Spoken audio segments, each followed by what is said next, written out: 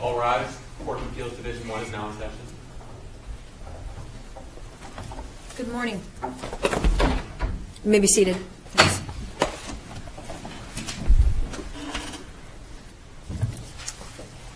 We are here on our case number 1CACV150806, DLR Holding Company versus O'NEIL. Counsel, as you know, each side's allotted 20 minutes for your argument. You may, the appellant may reserve any amount of time you'd like to use in rebuttal. If you do decide to reserve time, though, you're in charge of keeping track of your own time because the clock on the podium will reflect the total amount you have remaining, including what you may have decided privately to reserve. We record these proceedings, so when you approach the podium and for the appellant each time, we'd be grateful if you would give us your name and the name of your client. We have read the briefs and studied the record. We've also looked at the papers you filed at our request, and we're grateful for that. In our discussion of the case in conference this morning, we are particularly interested in the issue that we raised in our order a few weeks ago, which is whether given the passage of time and the effect going forward on the case of the order that is appealed from, whether the appeal is moot. So with that, you may proceed. Thank you.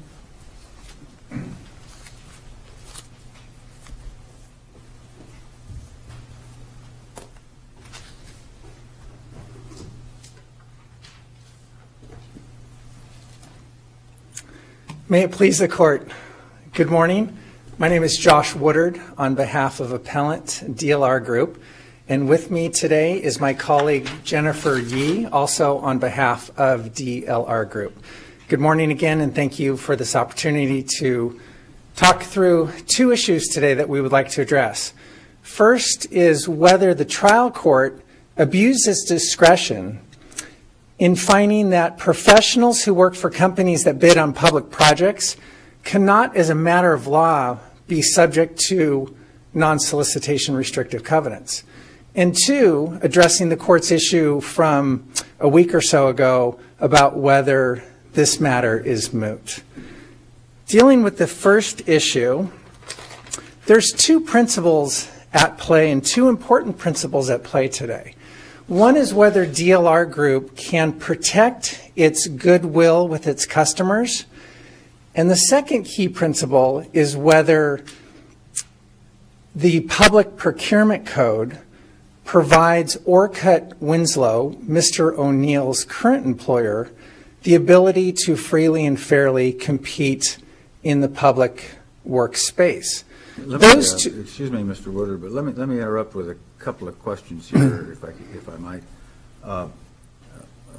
And let me add that I think we definitely want to hear not only on the substantive issue, but certainly on the mootness issue as well. But let me make sure I understand the record here correctly.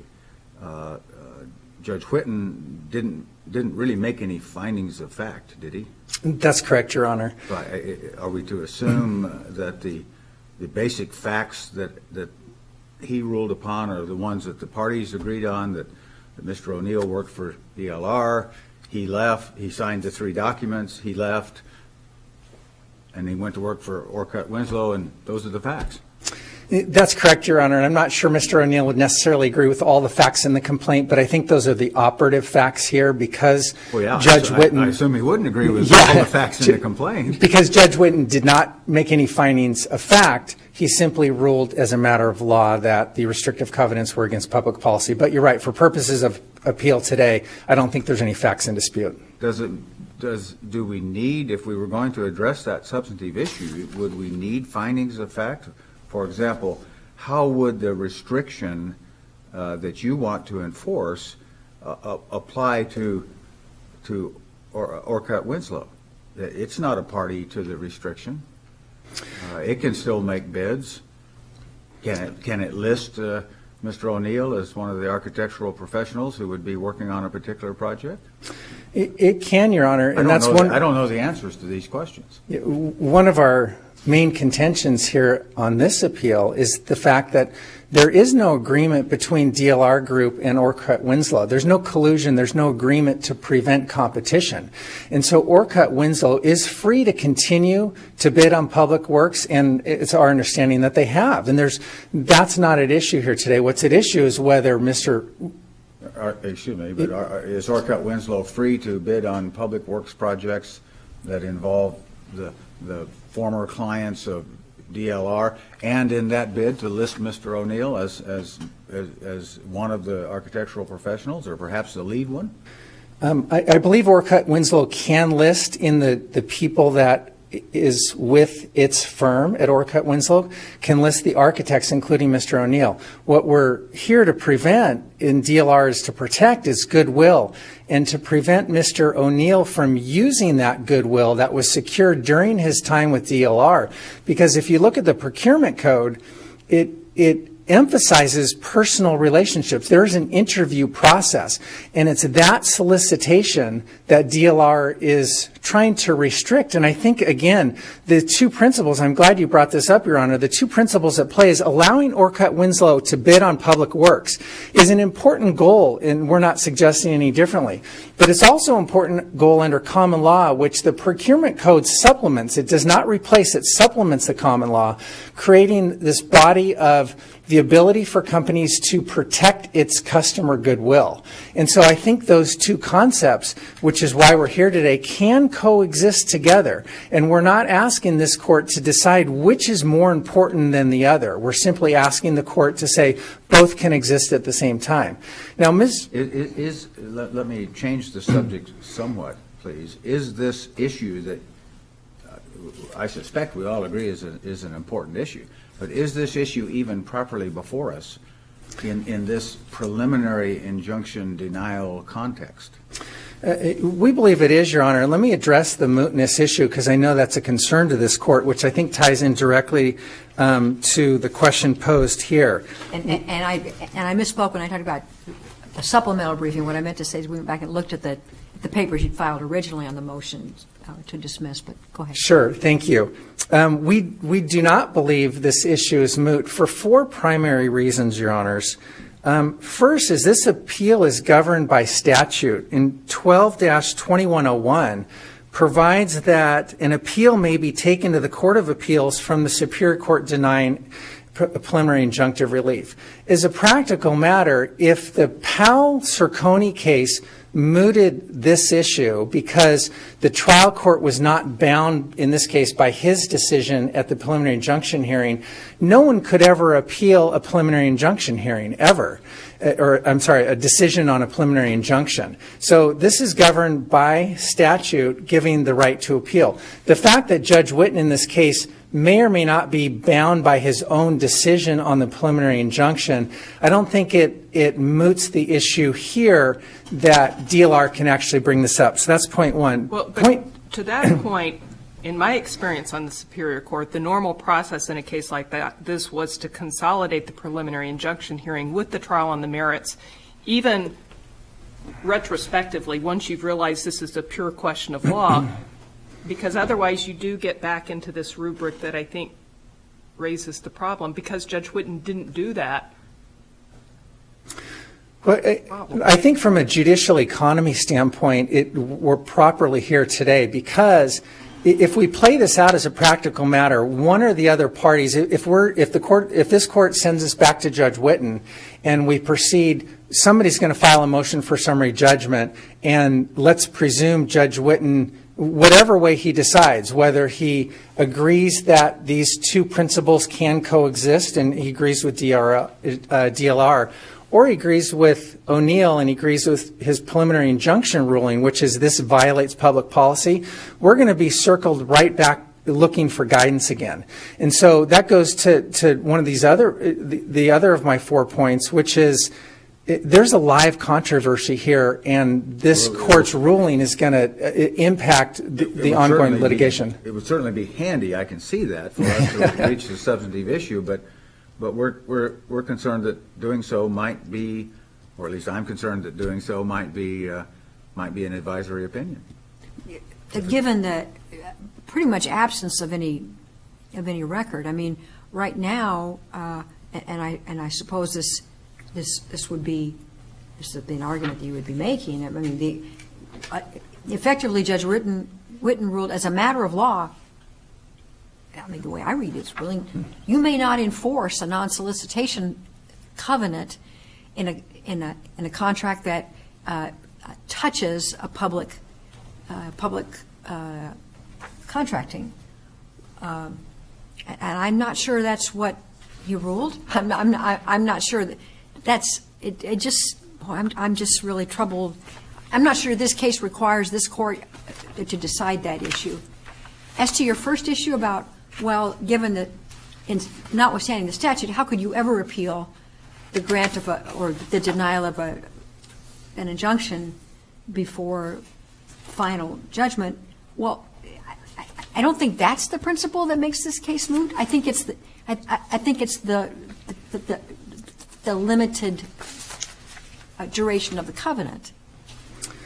And that goes to one of my other 4 points, Your Honor, which is this is the type of case that is escaping review. Because it's such a limited restrictive covenant, in this case it's 1 year, by the time you get through the trial court and then get to the Court of Appeals, and this court, having seen the briefing, may have seen that we attempted to get a special action. The court ruled against that. So it's not a delay, I don't think, on behalf of either party that caused this, where this case has continued beyond its 1 year restrictive covenant duration.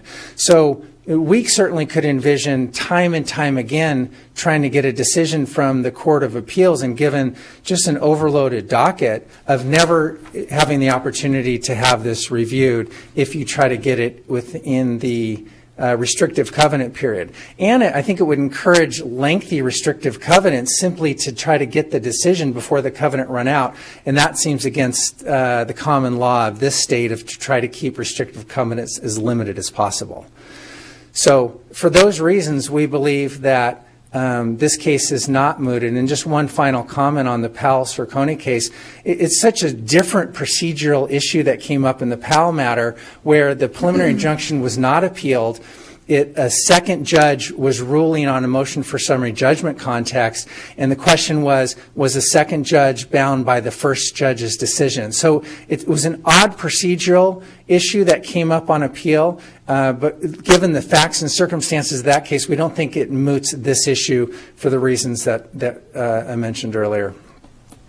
With respect to the substantive issues, Your Honor, just a couple keynotes. Mr. O'Neill is not restricted from working in this public works industry. He's not restricted from working on public projects, or at least not all of them. He's not restricted on working on any private projects. When you said at least not all of them, do I take it that your position is he would be restricted, if this was enforced, from working on Orcutt Winslow's public works projects that were with the former clients of DLR? Well, as the agreement reads, it does talk about a solicitation or maintaining a clientele that Mr. O'Neill worked on while with DLR. And it's that protection of the goodwill process. And so it's not that he can't work on other projects. I've already mentioned before that Orcutt Winslow is free to bid on any project it wants. And I want to make sure that this point comes across, that there is no collusion or agreement between DLR Group and Orcutt Winslow. And there's a number of cases cited by Mr. O'Neill that talk about the collusion and agreements between bidding parties to say, hey, we're going to bid on this one and you're not going to bid on this one, to prevent competition. These are two entities that are going head-to-head fairly in the marketplace. And what DLR Group is simply trying to prevent is to allow Mr. O'Neill to use that goodwill he built up. And what's interesting is while Mr. O'Neill was at DLR, one of his primary duties was to build to further existing relationship and to develop new relationships with clients. If Mr. O'Neill is correct in this matter that personal relationships don't exist, those two principles are inconsistent. The reason these entities have personnel, such as Mr. O'Neill, out in front of clients is to build that goodwill up. In fact, the procurement code expressly prohibits a decision on who's going to get awarded the contract based upon price and cost alone. And so those are discussions for later after the firm is chosen. But the firm is chosen based upon qualifications after an interview process. So goodwill is built in here, and it's that goodwill that Mr. O'Neill was handsomely compensated for while at DLR that DLR is trying to protect in this instance. I'm still struggling with what exactly these restrictive covenants or restrictions prevent. I gather Mr. O'Neill could not himself start the O'Neill architectural firm and bid on projects in which he was competing with his former clients when he was at DLR. But that's not the case. He's a professional architect, as I understand it, employed by Orcutt Winslow. He's not bidding. Where's the beef?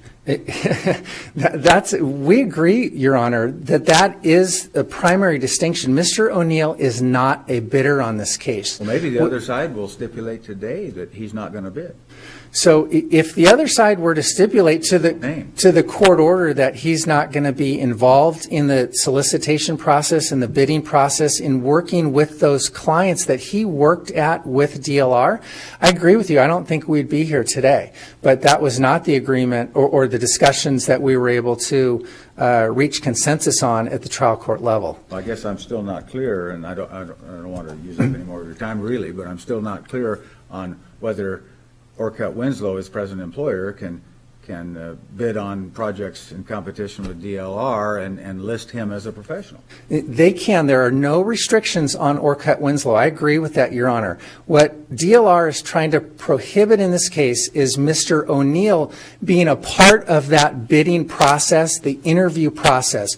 We're saying that Orcutt Winslow can simply say, hey, public entity that we're trying to secure the business on, here's the list of all of our engineers and architects. Here's a list of our qualifications. I think they have to do that. What DLR is trying to prevent is to say, Mr. O'Neill is out front. He's going to be your primary person. Let's interview him to make sure you secure Orcutt Winslow. And involved in that interviewing and selection process. Why? Because that goodwill is critically important in the procurement code. Could list him in your view, but not send him to the interview. That's correct. And as it's written, and not allow Mr. O'Neill to work on those limited projects that he worked on with DLR. So it's not allowing to work on the project. Well, as the agreement is written currently, it's either solicit or maintain as a client. Yes, Your Honor. Two totally different things in terms of deciding whether the procurement code is in play. I mean, the procurement code clearly would be in play with the bidding, but not with whether Mr. O'Neill does work on the project. And I'm so sorry, I missed the nuance of that question. I don't understand how Judge Whitten's ruling then would have any applicability to the second prong you just mentioned, which he can't work on those projects then. Well, Judge Whitten's ruling is simply because this is in the public workspace, there can be no restrictions, including the one that came up in front of Judge Whitten. There can be no restrictions because it violates public policy. And I see I'm just nearly running out of my time. I'd like to reserve just a few minutes for rebuttal. Good, thank you. Thank you so much.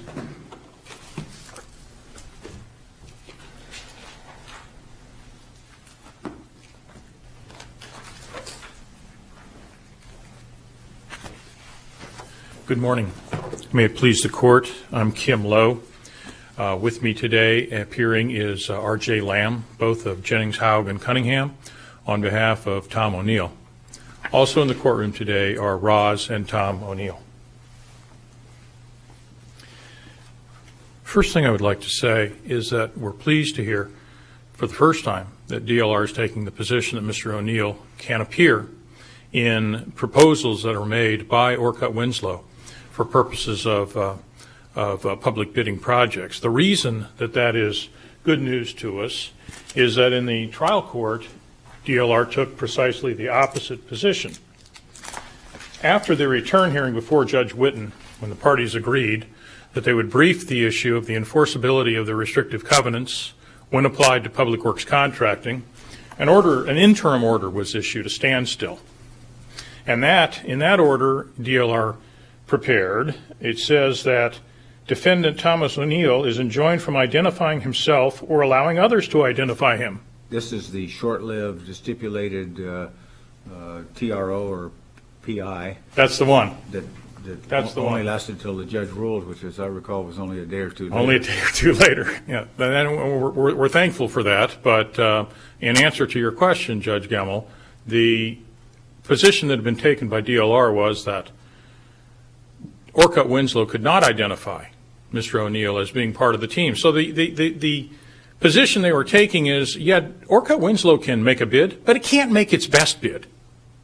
It can't really go out and try to get a project. It can bid, but it can't put its best foot forward in this qualification-based bidding process.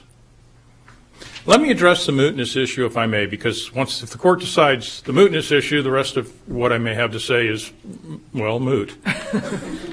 Possibly. We filed the motion to dismiss as it being moot, and we filed it for the reasons that you stated, Judge Johnson, that the limitation, the restriction period has passed, so even if it is remanded to the Superior Court for further proceedings, a preliminary injunction would be inappropriate because the one-year period is now long expired. We're like 18 months now since the separation of employment. The Court of Appeals, as you know, found that there was the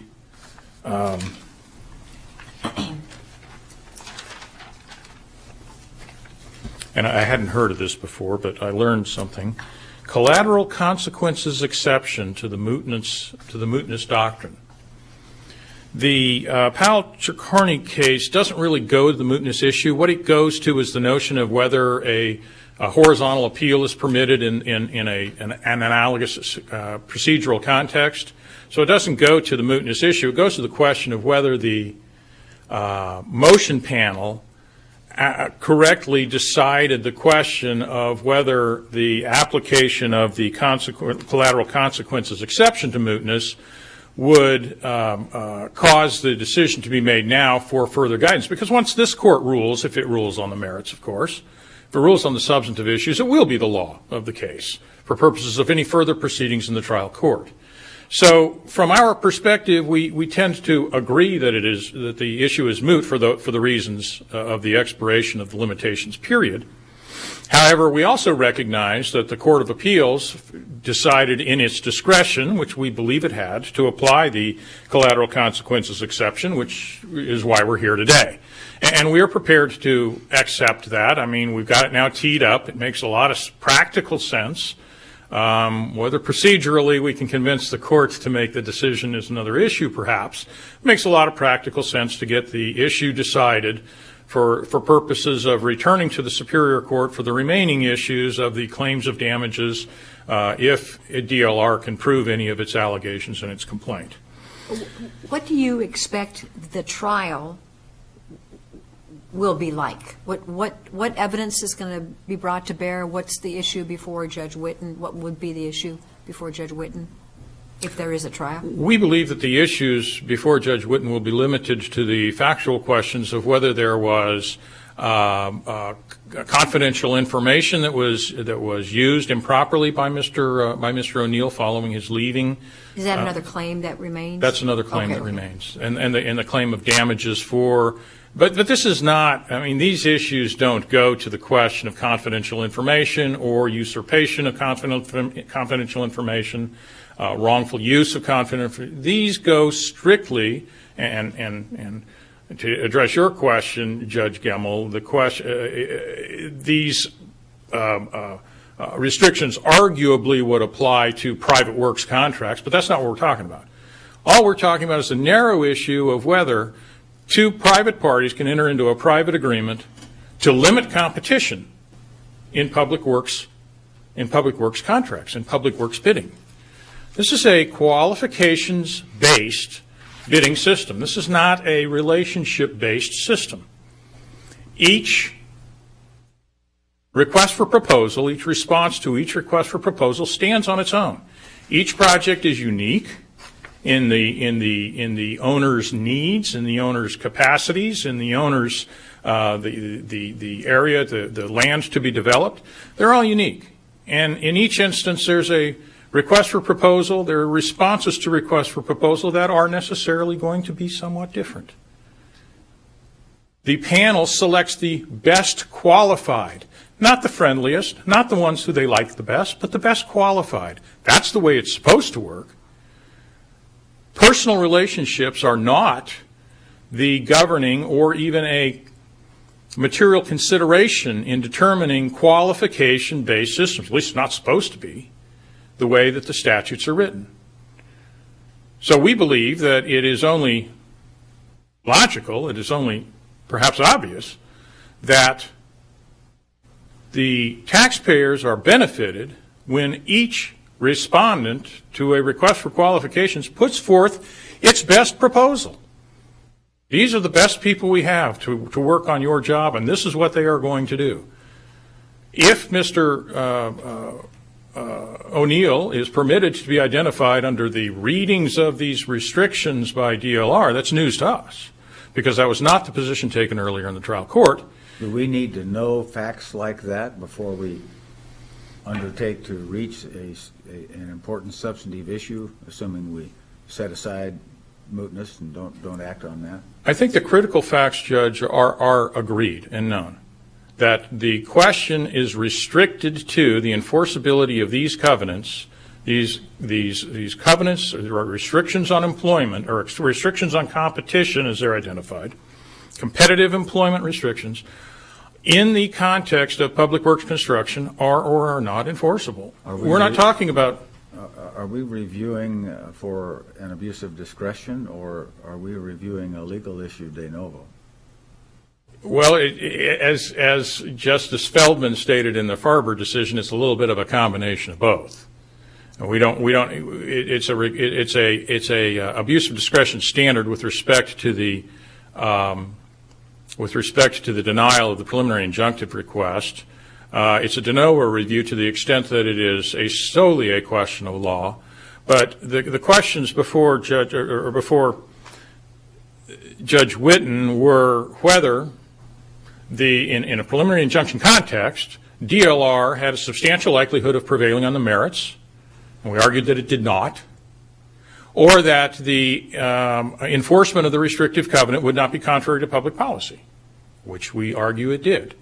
And both of those were issues presented to the court, to the trial court. Now, whether the trial court articulated the decision is really, I think, of no moment, because whether it was right or it's wrong in the nature of its decision, if it was correct in its analysis, if it was correct decision, this court's going to affirm it.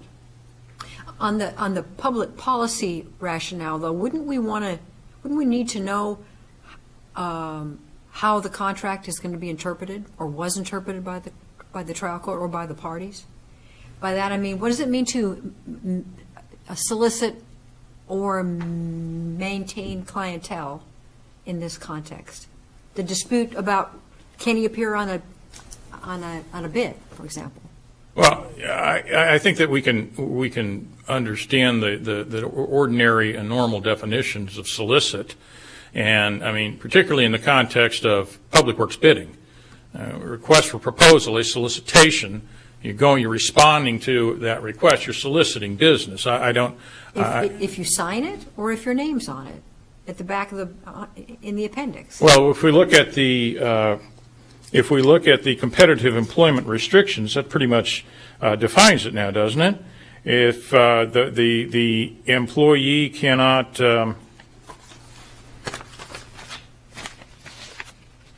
shall not proceed into termination or for a period of 1 year solicit, maintain as its clientele DLRG's clientele.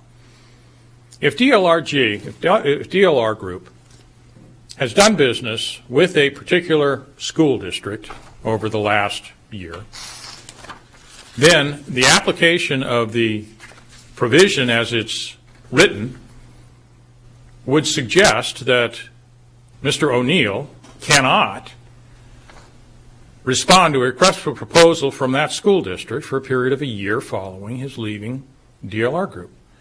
And the prior position taken by DLR is he couldn't appear in a response to a request for proposal submitted by Orcutt Winslow to that school district. Are you saying that Mr. O'Neill, as a professional employed by Orcutt Winslow, are you saying that the clients are Mr. O'Neill's, not Orcutt Winslow's?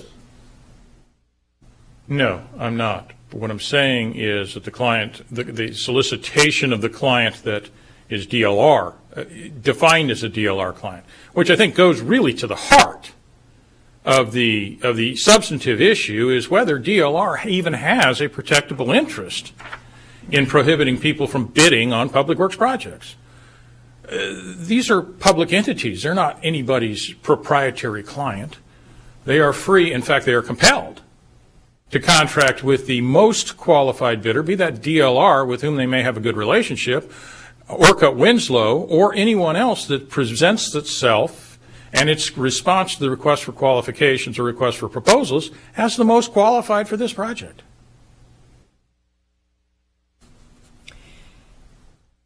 I asked an inartful question before about what you would expect the trial to encompass. Let me ask it more precisely. As anticipated by the parties now, is there anything more to be tried, any more fact-finding to be made by the trial court judge that bears on the injunction issue?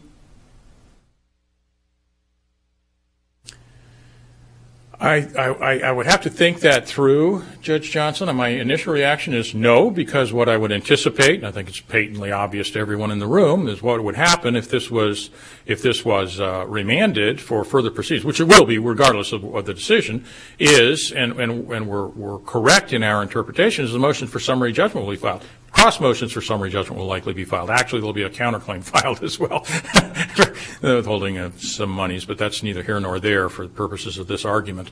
But I anticipate that there will be motion practice and cross motions for summary judgment, and the issues that will remain will relate to other claims made by DLR, particularly the wrongful use of the confidential information, which we believe to be meritless anyhow. So there's nothing more to be done by the trial court on the injunction issue, perhaps because more than a year has passed? In our minds, correct, Your Honor. Correct. Unless this equitable theory that has been addressed in the briefs is Oh, the equitable estoppel theory? I suppose that's one that the Court of Appeals, that the trial court could consider that has not. It's not been presented to the trial court. right. Correct. Yeah. I'm happy to answer any further questions, but just to sit up here and talk just to waste, or to spend my time, not waste it, but spend my time, maybe wasting yours. Am I understanding correctly that although you logically moved to dismiss late last year, or I guess maybe it was late 2015, I've forgotten the time frame. I guess it was last year, wasn't it? No, it was. I think it was in August of 16, because the 1 year period expired in July. Of course, yes. So you moved to dismiss on the ground of mootness, but today while you're saying you're inclined to think it's moot, you're really joining and inviting us to reach the substantive issue. I know I've used different words than you use, but probably more accurate words than I use. Am I reading you correctly? I think that's probably accurate, Your Honor. It's a fine line to walk. We do think that the issue is moot. We argued it.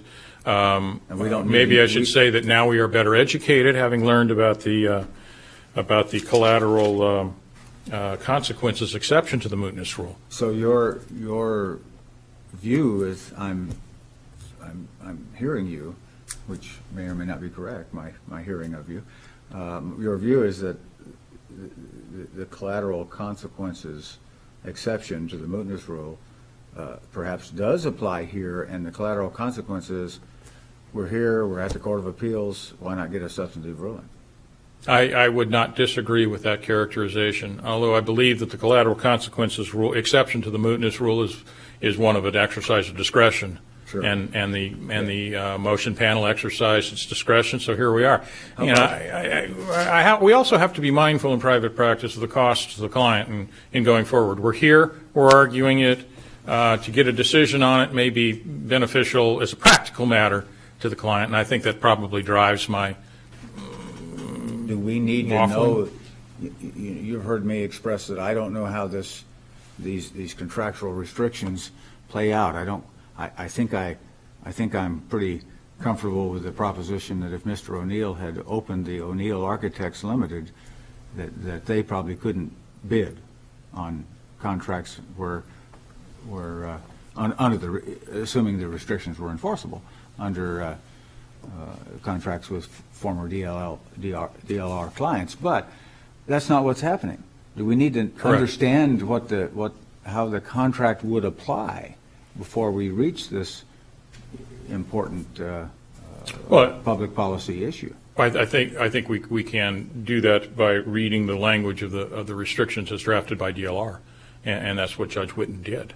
Except didn't you even acknowledge in the opening of your statement that you were surprised at what you viewed as a concession by DLR today that your client could be named in bids by his current employer? So it doesn't seem that all of these interpretation of the covenants has been ironed out completely. I'm not sure, Your Honor, that it does all need to. That we need to dot all the I's and cross all the T's. What we know is what the restriction says, how it has been sought to be applied by DLR, and the fundamental issue and question of whether the overriding public policy of the state of Arizona encourages open, full, and fair competition for public works projects. But wouldn't we have to define the scope? I mean, it just seems to me, someone else used the term advisory opinion, that based on an extremely limited record with no factual findings, we would be opining about situations we're not sure apply to these two sides.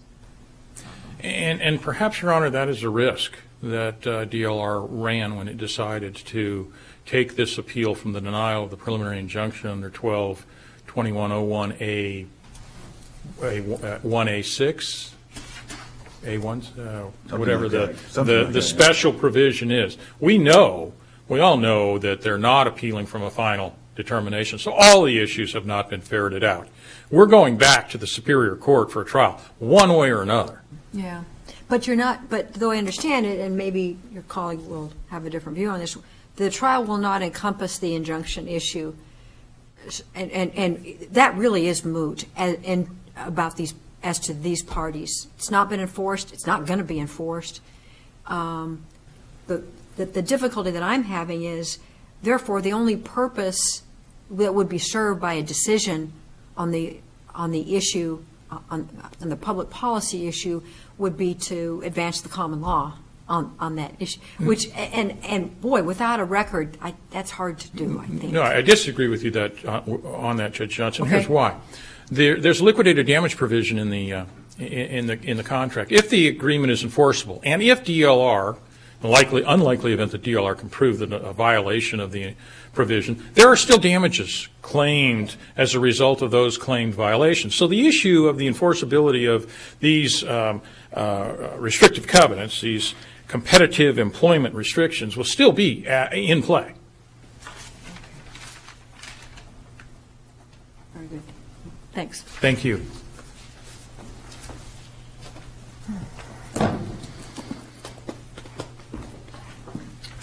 We've got 45 seconds back. Thank you. That doesn't go over to the other side. Does not. Just saying.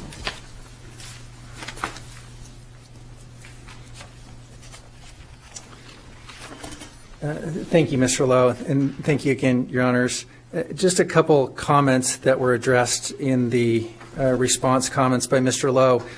There is a case here in Arizona, the Cardozo case, with the Court of Appeals, that talks about how generally the court will only dismiss an appeal as moot when its action as a reviewing court will have no effect on the parties. And I think there is at least an acknowledgement that this is an important decision about whether in this context restrictive covenants are allowed. If this court were to rule, yes, they are allowed, then I believe the proper step would be to remand it back to the Superior Court to then work out, okay, now we have an operable agreement. Did Mr. O'Neill or did he not violate this operable agreement? So that's how we view this playing out, this pure legal decision of just in the context, can this apply and does this apply? Or does it not apply? And I agree with Mr. Lowe that there are damages issues. As Judge Gemmell had mentioned, there's equitable tolling that has not been raised at the Superior Court level, but that could be if this court were to determine that it is a viable contract in this context. So damages for the violation of this covenant. That's correct. Okay. That's correct. And finally, with respect to Mr. O'Neill's statement of the issues, Mr. O'Neill poses three different statements to be decided by this court. The first is he's suggesting that there is an agreement to limit competition amongst bidders. As we've talked about, the only bidders here are DLR Group and Orcutt Winslow, not Mr. O'Neill.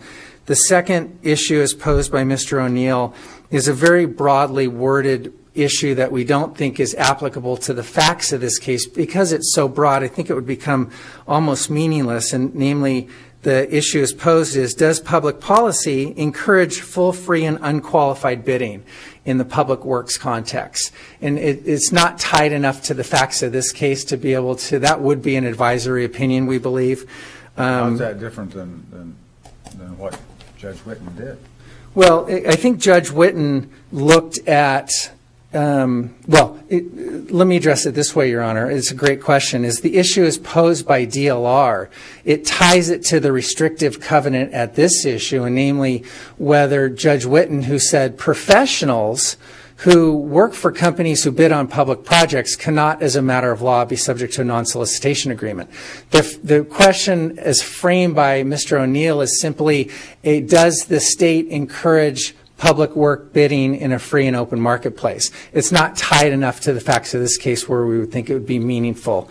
And then finally, the question is, does DLR have protectable interests? We believe DLR does. There's a wide body of common law cases here that suggest goodwill is a protectable interest, and we believe that Judge Whitten did abuse his discretion. And I see that I'm just out of time. Your time has run out, but if our presiding judge would allow me one more question? Absolutely. Thank you. Let's assume for a moment that we set aside mootness and get to the substantive issue. What is the guidance for the Court of Appeals in deciding, okay, we've got public policy embodied in a statute here, has some it seems to be signaling a public policy that is against restrictions. But we have the principle of freedom of contract and enforcement of contracts, and of an employer protecting certain interests. That those public policy interests are there as well. What's our guidance for deciding which one wins? I'm so glad you asked that, Your Honor, because I couldn't get to my last few points, so I'm going to take this opportunity now. You need to do this in about 20, 30 seconds, please. Will do. One, the procurement code it supplements common law, which we've already mentioned. Two, the procurement code has restrictions in and of itself. The code says that parties are not allowed to disclose information from other bids. So the code recognizes there is a principle that needs to protect protectable interests, in that particular instance, confidential information. Three, the code puts the emphasis on the relationships. And so I think, again, these two principles, Your Honor, can coexist. I don't think they're mutually exclusive from one another. You can both encourage the public works bidding and protect DLR's goodwill. I don't think this court has to choose, nor do I think it should choose. I think the court can say both may continue. Thank you. Thank you. Thanks for the briefing. Thanks for the argument. We'll take the matter under advisement and issue a decision in due course. Now we'll recess for a bit. Thank you.